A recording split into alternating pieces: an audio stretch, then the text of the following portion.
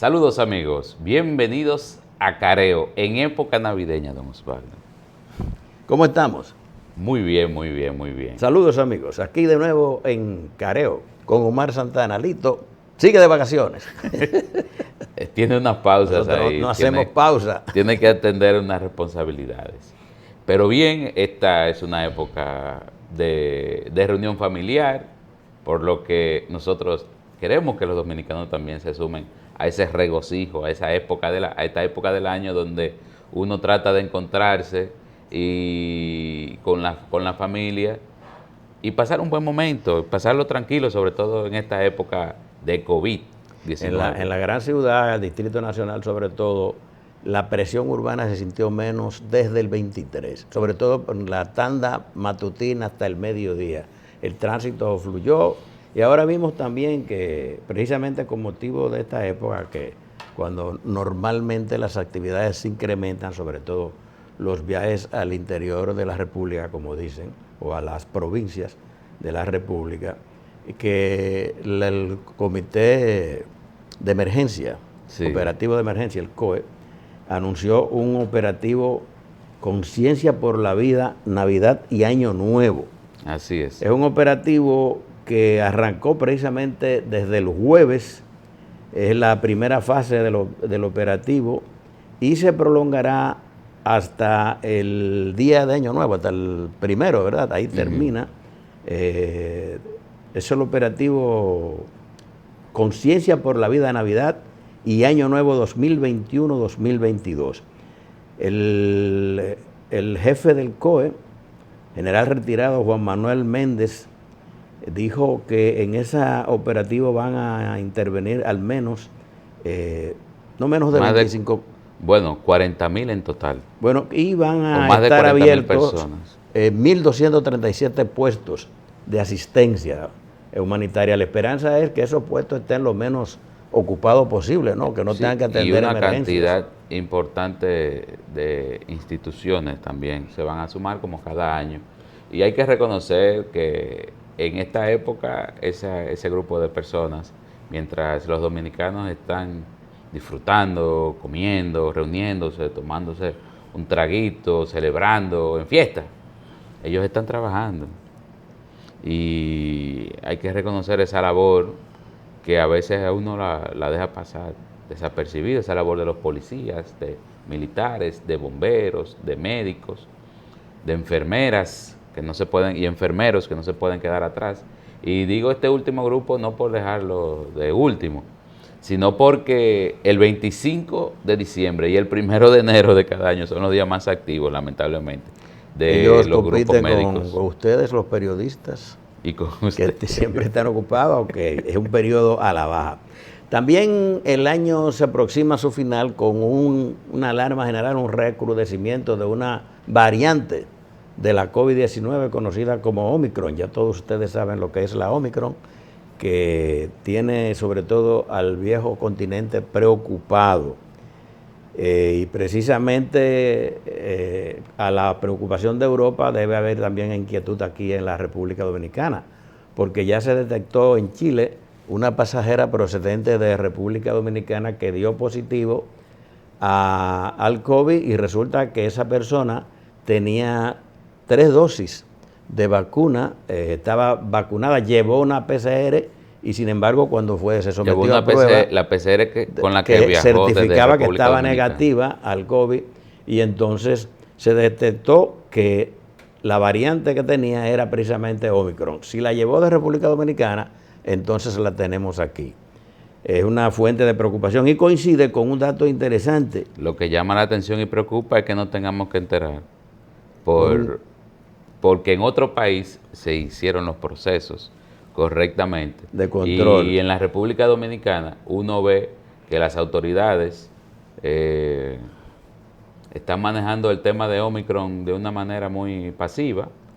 Veremos los resultados. Es cierto que en el país los casos de COVID van a la baja de manera contundente, o sea, menos de 2.000 casos activos. Sí, pero vimos que precisamente este viernes la tendencia a la baja se interrumpió. vimos que un incremento de casos de COVID de 422 nuevos casos, pese a que en la semana había las cifras durante todos los días eran a la baja, ahora subieron. Y precisamente la positividad con este dato se elevó a 7.65. Se había comportado ¿La por ciento. positividad diaria o la positividad de la positividad y los contagios es lo que determina la positividad. Y la tendencia había sido que había fluctuado entre 4.29 y 4.30. Y también en este viernes se reportaron 5 defunciones, atención, a causa del COVID. Lo que va, y no eran de las últimas 24 horas, sino que era un acumulado. Pero en la semana prácticamente no habíamos tenido tampoco reportes de COVID. Pero donde hay preocupación es en Europa, Omar. Sí, en España, Inglaterra, se han presentado cifras récords de la pandemia de casos diarios de COVID. O sea, nunca como en estos días se han presentado tantos casos de COVID. Y hay que señalar que en España, por ejemplo, el COVID dejó una cantidad importante de muertos. En Inglaterra por igual. Entonces, en Alemania también, y Alemania fue de los primeros países en anunciar medidas restrictivas. De este lado del mundo, de este lado de Occidente, tanto Estados Unidos como países como la República Dominicana están reacios a volver a cerrar. A cerrar, pero donde se lo han tomado en serio, la cuestión de Omicron, es precisamente en Holanda, los llamados Países Bajos, que precisamente desde el domingo pasado entró en un periodo de restricción radical. Prácticamente Holanda se encerró y han tomado medidas restrictivas que se definen como serias porque ha habido una expansión de una nueva oleada de coronavirus. Yo estoy leyendo lo que dice un informe de los medios internacionales. Dice que Omicron ha colocado a Holanda en una situación de serias restricciones y que en el Reino Unido el gobierno no descarta también implantar restricciones. Alemania endureció las condiciones para la entrada a su territorio de viajeros procedentes de otros territorios. Y Francia, sin embargo, mantiene una actitud, no digamos de apertura, pero sí más bien de resistencia al cierre y persiste mantener, más allá de lo que puede ser el periodo de la fiesta, la enseñanza presencial y mantener las labores imprescindibles funcionando, pero sin cerrar. Y España decidió ya formalmente dejar que sean las comunidades autónomas las que decidan sus políticas frente a esta situación, donde está realmente la alarma, donde está preocupante la situación es precisamente en Holanda, que es como dije al principio, se decretó el cierre desde el 19 domingo hasta el 14 de enero. Toda actividad no esencial, cerraron centros educativos y se limitó a 2 personas los grupos en exteriores y las visitas a domicilio ante el temor a que Omicron sea la variante dominante en ese país. Estados Unidos en medio de un nerviosismo, y en Chile, como también comentamos al principio, se detectó una pasajera que llegó desde República Dominicana. Es tiempo de una pausa. En breve continuamos con ustedes.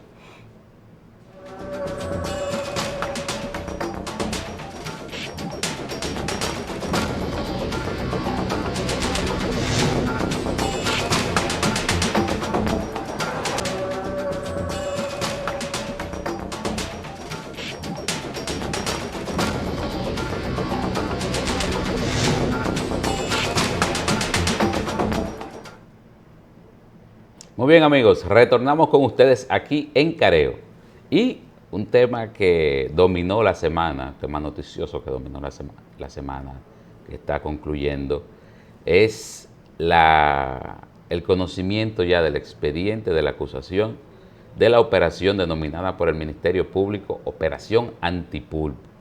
Una operación investigativa, una investigación del Ministerio Público que va directamente al núcleo familiar de la familia del expresidente Danilo Medina. Es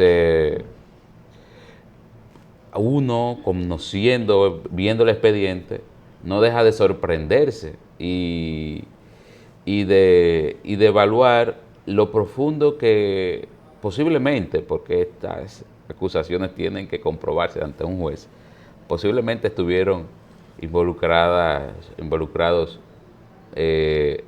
familiares del expresidente, principalmente Juan Alexis Medina Sánchez, el hermano más joven del presidente Danilo Medina, quien en esta operación es el denominado pulpo.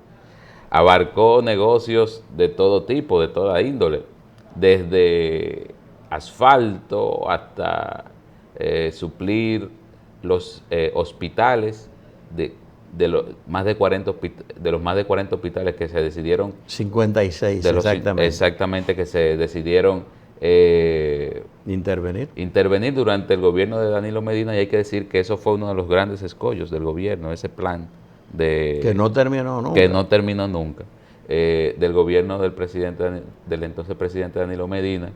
Se metió también hasta en el abastecimiento de la policía, y son tantas las acusaciones de los combustibles, la electricidad, en el tema eléctrico, ahí es donde se ve parte del pulpo eléctrico, como se le llamó en algún momento del año pasado, a todas estas investigaciones. Y las sumas del posible desfalco al Estado son escandalosas, son verdaderamente escandalosas. Además de que salpica no solamente a la familia del presidente, sino a funcionarios del pasado gobierno. Por supuesto, tenía, en tal caso de ser comprobado todo esto, tenía que ser con el apoyo de funcionarios que pudieran facilitar esas operaciones. Las acusaciones ya presentadas ya provocaron lo que se puede decir que la reacción del Partido de la Liberación Dominicana, que se había mantenido muy cauteloso frente a todos estos cargos que en realidad venían afectando a los familiares del expresidente Danilo Medina, y que no habían tocado, si bien sí, algunos funcionarios del gobierno pasado, y que son incluso dirigentes del Partido de la Liberación Dominicana, no habían ido, digamos, al centro de lo que pudiera definirse como el comité político. Sin embargo, ya la acusación formal, los señalamientos en particular que se hacen al expresidente Danilo Medina, yo veo ahí los reportes de prensa, porque la verdad, el voluminoso expediente no se conocen todavía todos los detalles. La prensa durante la semana que concluyó ahora este día 26 de diciembre, toda la prensa, digamos, que centró su atención, el foco principal de los medios de comunicación, se centraron los focos en este caso. Y el Partido de la Liberación Dominicana no tuvo más alternativa que reaccionar, y dijo que se trató sobre todo la mención del presidente Danilo Medina, que fue en lo que se concentró, en una suerte de órgano de actuar de manera irresponsable, selectiva y con prejuicios en su desempeño. Entonces el secretario general Charles Mariotti dijo que una rueda de prensa que celebró, que era inaudito e inaceptable el señalamiento que se le hace al exmandatario en la acusación, y sobre todo se resalta aquellas expresiones de que Alexis Medina Sánchez actuó bajo el escudo protector y el apoyo de la presidencia de la República que encabezó su hermano Danilo Medina. Disculpe que le interrumpa, don Osvaldo. El expediente además dice, y yo creo que es donde pellizca con más fortaleza a Danilo Medina, es porque dice que este señor Alexis Medina se habría enriquecido y habría operado gracias a las acciones u omisiones del presidente Danilo Medina. Sí, y eso bueno, pero volviendo con lo que es la defensa del Partido de la Liberación Dominicana, dijo también el secretario general, interpretando lo que es, digamos, la posición del comité político, de que nadie puede ser penalmente responsable por los hechos que se imputen a otros. Simplemente está refiriéndose al Código Procesal Penal, independientemente del grado de consanguinidad, familiaridad o relación que puede existir entre dos o más personas. Obviamente se están refiriendo a los familiares y al presidente Medina. Entonces el PLD dice que el Ministerio Público hace los señalamientos con la única finalidad de desacreditar a Danilo Medina como figura política y dañar la reputación como principal partido de oposición, del PLD como principal partido de oposición. Y que lo que está tratando el Ministerio Público, según Mariotti, es politizar los procesos judiciales influenciados por sectores del poder político dominante. Sin embargo, el comité político del PLD no entra en los detalles de la acusación y en efecto Jenny Berenice Reynoso y el fiscal Camacho, que es el jefe del PECA, reaccionaron a la declaración del PLD y lo vamos a ver luego en la pausa, donde también tendremos necesariamente que revisar los pesados cargos que hacen el Ministerio Público a los familiares del expresidente Danilo Medina. En breve volvemos. Sin embargo, antes de la pausa, recuerde que este programa llega a ustedes gracias a la Asociación Popular de Ahorros y Préstamos. Esa es la del cero y el cerito de oro. Una asociación que siempre está presta para servirle a usted. Asociación Popular de Ahorros y Préstamos.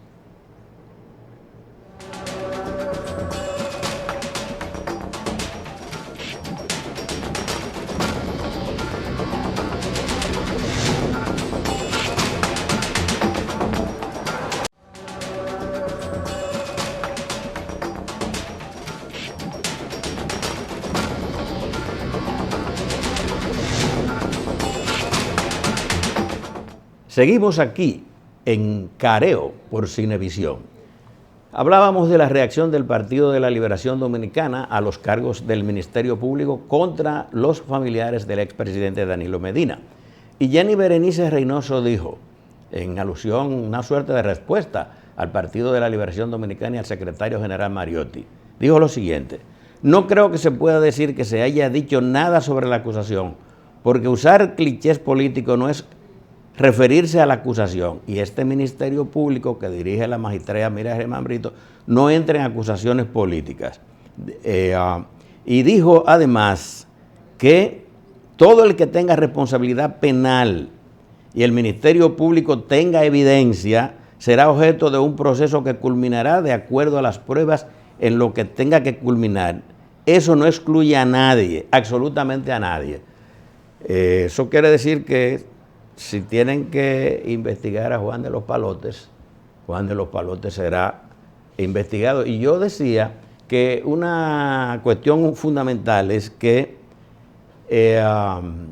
no hubo una referencia en lo que tiene que ver con los cargos de parte del secretario general del PLD, y creo que fue obviamente una decisión política obvia, a los cargos, a las acusaciones, porque ellos lo que están defendiendo es a su presidente, no se refieren a lo que se puede decir que, digamos, a la familia. Sin embargo, varios de ellos tuvieron que ver con la gestión del Estado. Y yo creo que, de todas formas, no deja de ser importante, cardinal, la cuestión de las acusaciones, porque es el mérito digamos, del expediente. El señalamiento que tiene que ver con el expresidente es aquello de que por omisión o por comisión. Es una referencia claramente dirigida al ex jefe de Estado, al jefe del Poder Ejecutivo. Señala lo siguiente: la investigación demuestra el ilícito crecimiento económico de la organización criminal de la que actuaba como gerente operativo el acusado Juan Alexis Medina.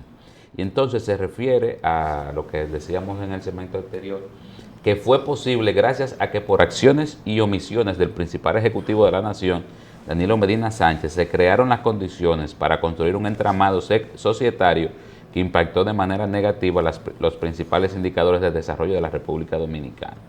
El tráfico de influencias ha estado desde las entrañas del poder como motor impulsor de las acciones delictivas de la organización, en la materialización de los actos de corrupción objeto de la presente acusación tuvieron una participación determinante los investigados: Aracelis Medina Sánchez como vicepresidenta del Banco de Reservas, entidad utilizada como financiera particular de más del 95% de las operaciones del entramado. Sí, Carmen Magalis Medina Sánchez, vicepresidenta del Fondo Patrimonial de las Empresas Reformadas, FOMPER, entidad que durante los hechos objetos de la imputación, a su vez, era accionista del 50% de la empresa distribuidora de energía del Este.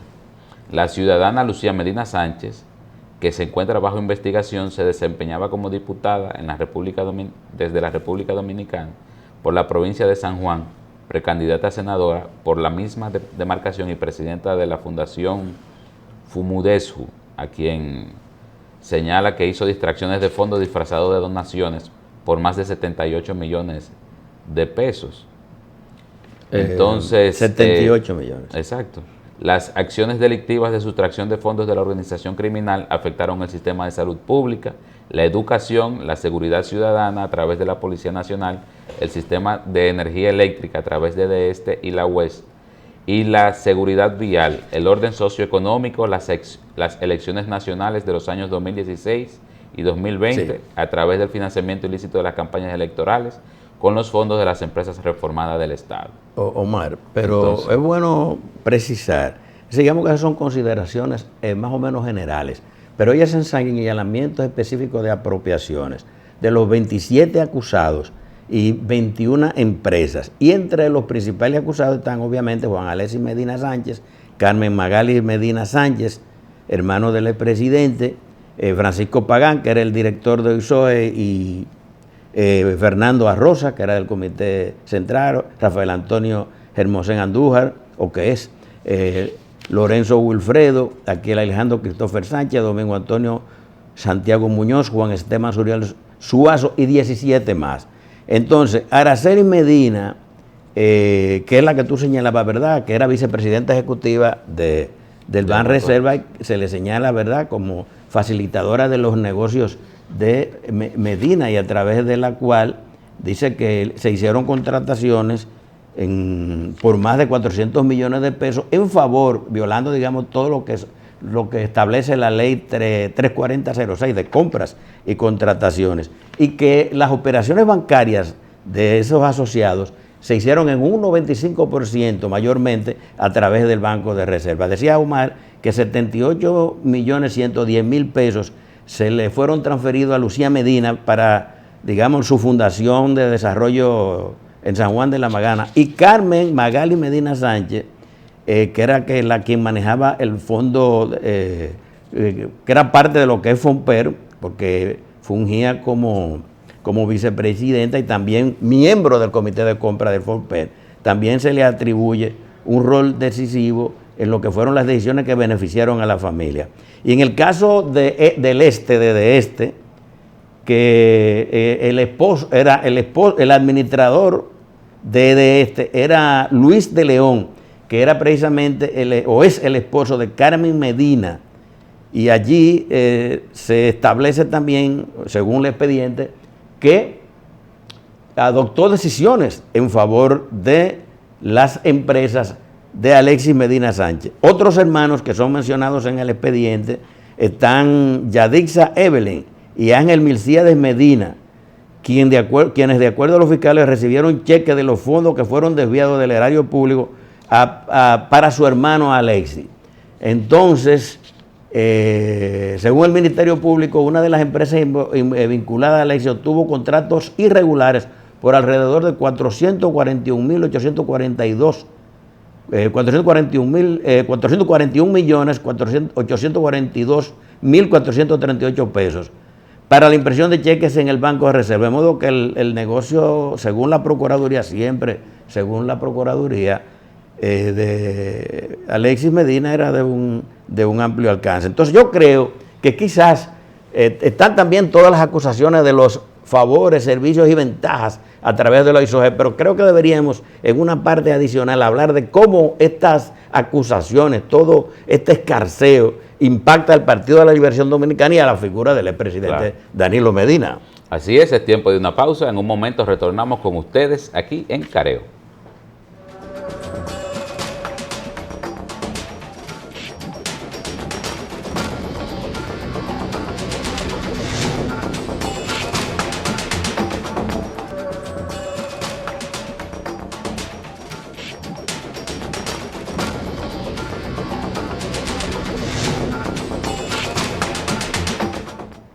Muy bien, amigos, de vuelta con careo.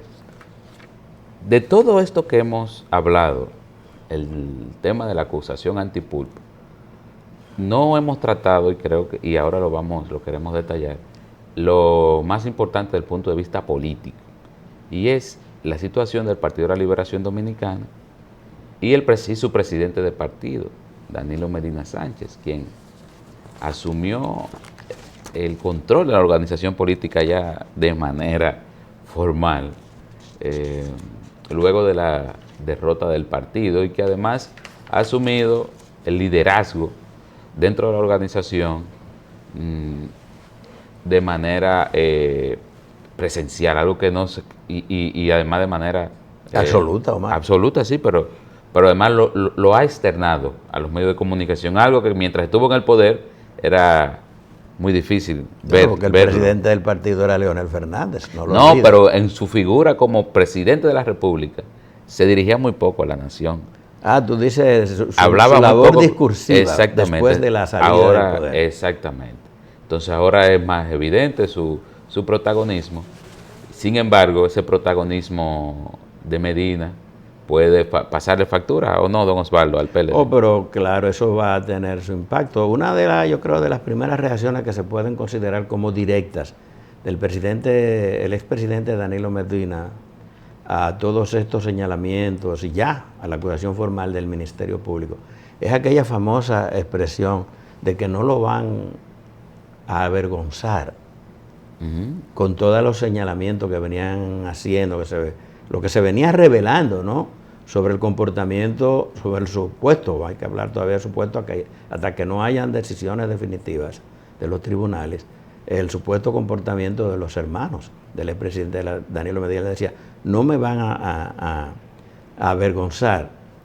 Y eso me hizo recordar el discurso que pronunció cuando se juramentó, donde habló precisamente de su actitud frente a lo que son los actos ilícitos y frente al comportamiento no ético en la función pública, y sobre todo su vínculo, un hermano cariñoso, generoso, pero y al mismo tiempo intolerante, ¿verdad?, frente a los comportamientos inadecuados con la familia. Es una cosa que me hizo recurrir a aquel discurso de la toma de posición del 16 de agosto. El tema es que no hay forma de que todas estas acusaciones, todos estos señalamientos, todos estos escándalos que el Ministerio Público sustenta en datos, en números, en señalamientos muy concretos, tanto que incluso yo vi una reacción de una de las partes de la defensa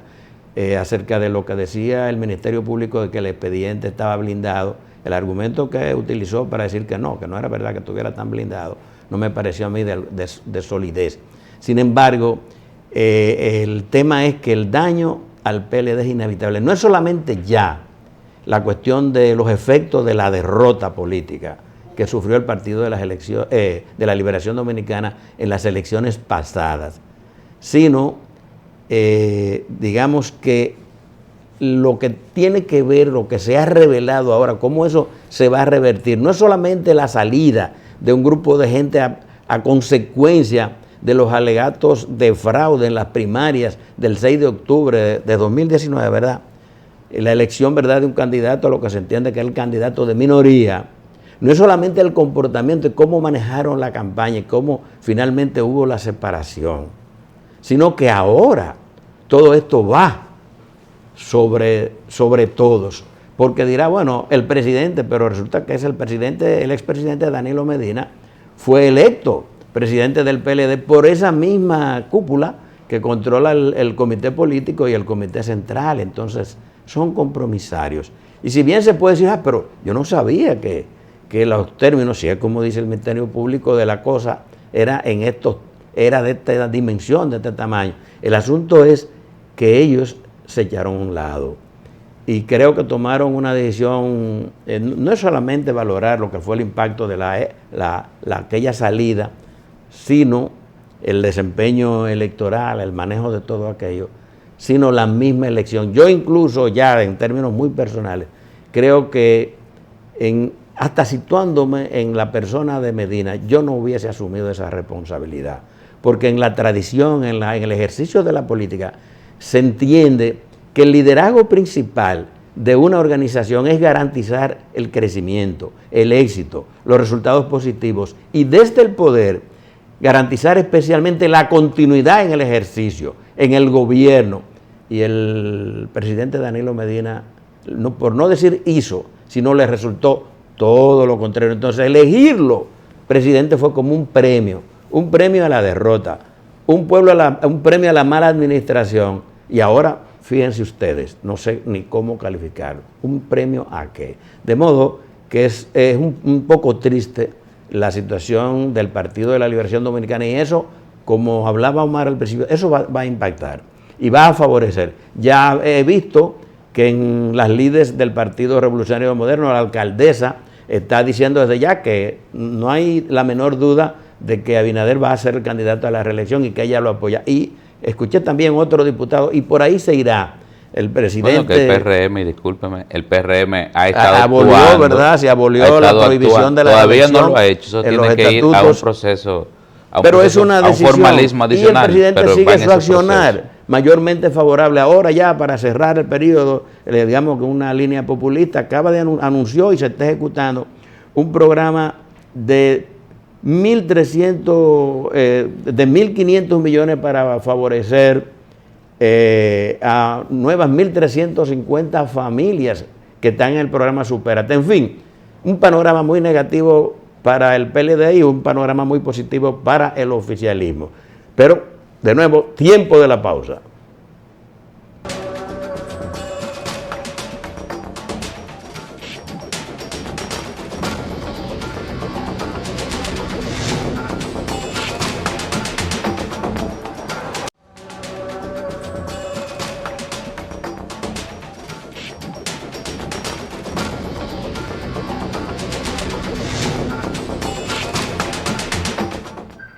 Muy bien, amigos, retornamos con ustedes aquí en Careo.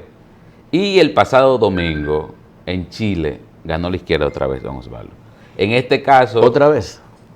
Bueno, ha venido logrando éxitos de manera... En otros países. En otros países, sí. Exactamente.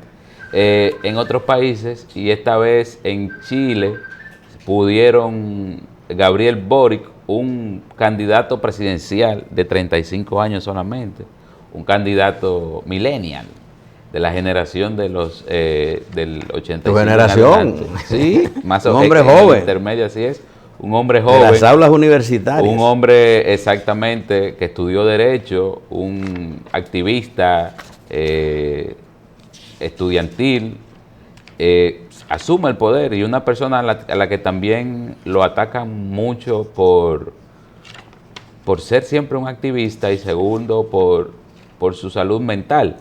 ¿Cómo pero así, independiente de salud mental? O si él lamentablemente tiene un trastorno obsesivo compulsivo. Pero yo no había visto eso. Sí, claro que ¿Y de sí, qué manera se manifiesta? Se manifiesta con pensamientos recurrentes y repetitivos. ¿Cómo va a ser? Sí, no y él reconoció que en el año 2019 él tuvo que ser ingresado en un centro psiquiátrico de la ciudad de Chile para manejar eso. Y se conocía desde antes de las elecciones. Se conoció desde antes de las elecciones.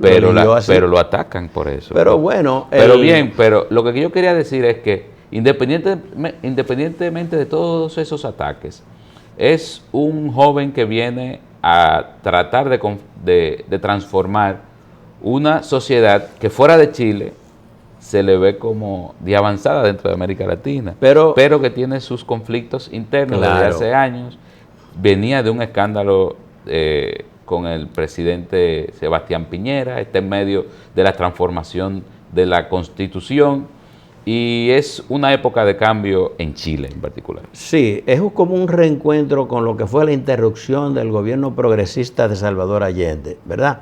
Que lo derrocó el pinochetismo, me parece que en el 73 se montó la dictadura más sangrienta que conoce la región. Bueno, fueron una cadena de dictaduras, pero una de las más sangrientas, quizás la peor. Miles y miles de chilenos muertos y desaparecidos. Y Boric gana con el apoyo, porque no es él, él no es una persona única, sino que es una coalición de fuerzas que se ampara en lo que es el Frente Amplio y el Partido Comunista. Los chilenos votaron para la izquierda. y una confirmación de una tendencia en América. Probablemente se hable en las próximas elecciones que va a ganar en Brasil Ignacio Lula da Silva, que fue el presidente socialista que lo desacreditaron con muchísimas acusaciones, pero que se vio al final que hubo una gran conspiración para destronarlo. Pero como quiera, el joven presidente se propone, más que él, la época plantea una nueva constitución, una constitución más democrática que supere la constitución pinochetista y una serie de cambios que tienen que ver sobre todo con la justicia social, la seguridad social y que los chilenos puedan vivir mejor. Es una aspiración a cambio, a decencia, a progreso, en fin, dejar el pasado atrás. Que todo lo ocurrido entre Pinochet, su final, y ahora, que sea una fase de transición para ir a una nueva época. Bien, hasta aquí Careo. Le agradecemos la amabilidad de la sintonía. Hasta un próximo Omar Santana y Osvaldo Santana estuvimos con ustedes. Pásenla bien.